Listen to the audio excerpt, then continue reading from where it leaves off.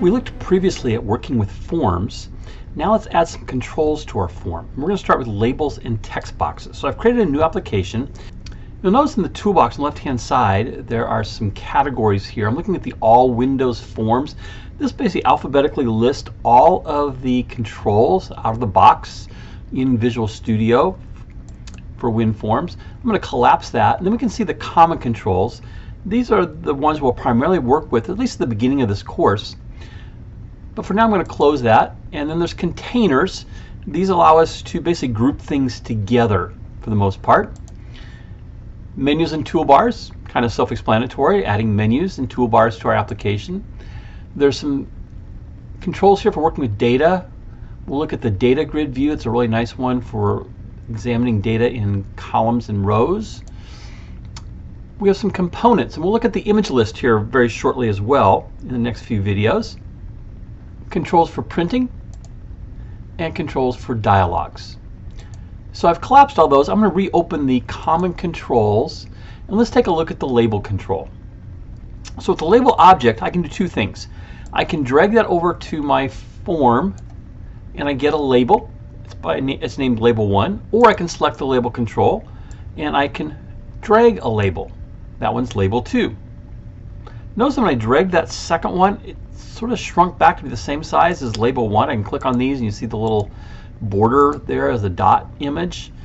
And one of the things about labels, there's a property called auto size.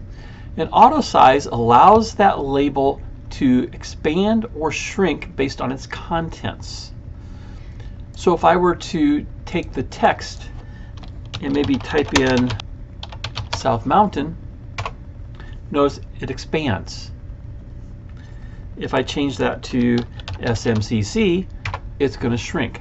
However, if I go to the auto size property and change that from true to false, I get the size that I dragged when I created that, and I can resize that label. Same thing on the label 1.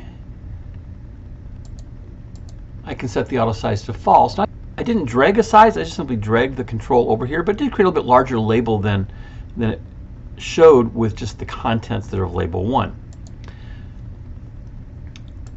Okay, I'm going to delete label 1. So if you want to get rid of a control, you just select it and delete it. Notice we get when the auto size is turned off, we get the 8 handles around our object, and so we can resize it basically in any direction we want. Or if we grab a handle, you can size in more than one direction at the same time. So we've already seen the text property, that is the contents of our label. Underneath that, though, is the text align. And we have 9 different areas of how we can align the text in our label. Right now, it's in the top left. I could have it be in the top center or the top right. More often than not, I'm using the top left or the middle center, and that puts it smack dab in the middle. Another property for labels is I can change the back color.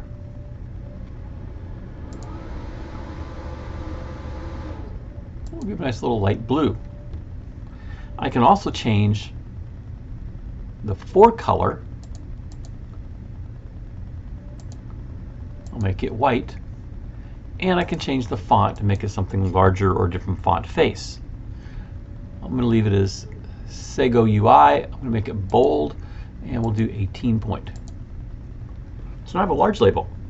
Now it kind of looks like a button there, and we could actually program this that when we click it, it behaves like a button. We also have a name property. Now, even in the alphabetical listing, our name is always up at the top. They put it in parentheses so it raises to the top alphabetically. Here's my name. By default was label 2. It's the second label I created. I'm just going to rename this LBL Campus.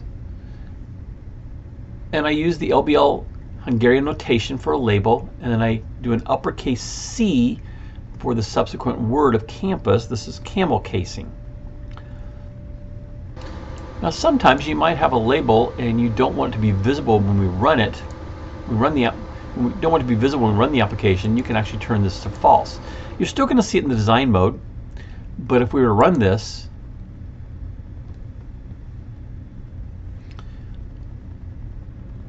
you would see there's nothing there. I'm going to close that. I'm going to come back, turn that visible property back on to true. And now if we run,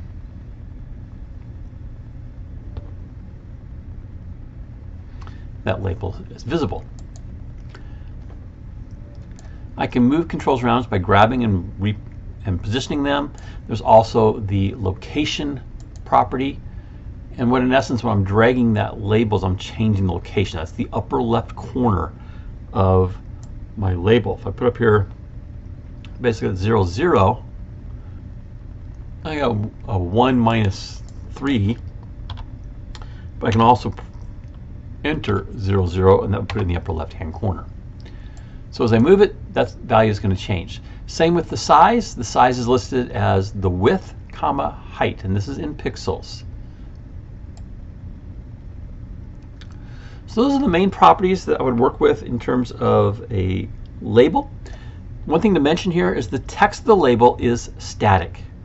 The user cannot change it, but we can have code that the user can run that will change that label. So oftentimes I'll use labels for output, but for input we use text boxes. Let's take a look at the text box. Same thing with the text box. I can just drag it over and place it. I can take the tool and create a text box. Now in this case it shrunk down to one line, but it kept the width. And most of the same properties that we saw in labels are here as well. So we have back color, we have fore color, we have fonts, the location, the size. With the text box, there is a multi-line property that is set to false, and if I set that to true, I can have more than one line. And so now it corresponds to the size that I dragged it. We have the text property here. We put text inside of our text box.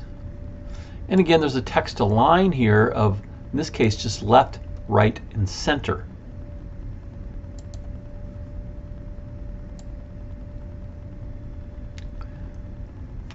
On this first text box, there's a placeholder text.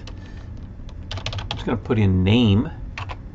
And so it adds name there as a description of what should go in that text box. If I run this, notice that when I click outside of that text box, we'll talk about objects having the focus, but it shows name there. If I click in it though, I can enter my name. The placeholder is sort of temporary text. Same here with the second text box here. I can select that and I can type something in as the user because the text is dynamic for a text box. Now there's a way we can make text static for a text box. And there's a property here of read only that I can set to true. And it will gray out that text box a little bit. I can select the text in the text box, but I cannot change it if it's read only. So it allows us to select it. We can actually do a Control-C and copy the selected text to a clipboard and paste it into another application such as Microsoft Word. We just can't change it.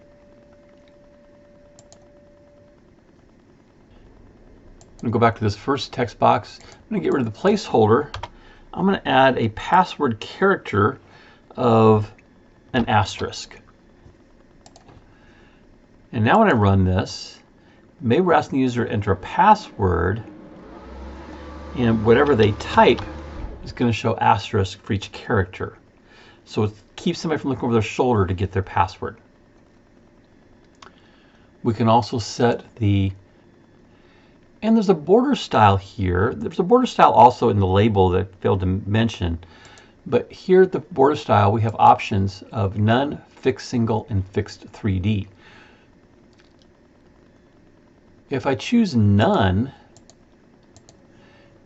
I can actually make this look just like a label because I can change the back color to be the same as our form and it would appear as a label. Same way with the label, I can go back to the border style. By default it's none, and I can make it fixed single or fixed 3D. Now if you want to know more about all these properties that are available to us and what they each do, again, go back and look at the Microsoft Learn documentation for the systems.windows.forms. I would encourage you to look at that for both the labels and the text boxes. If you just jumped into this video, you can see all the videos from the Programming Practicum playlist by clicking on the image in the lower right. And if you'd like to be alerted to future videos I create, you can click my picture in the top right to subscribe to the channel.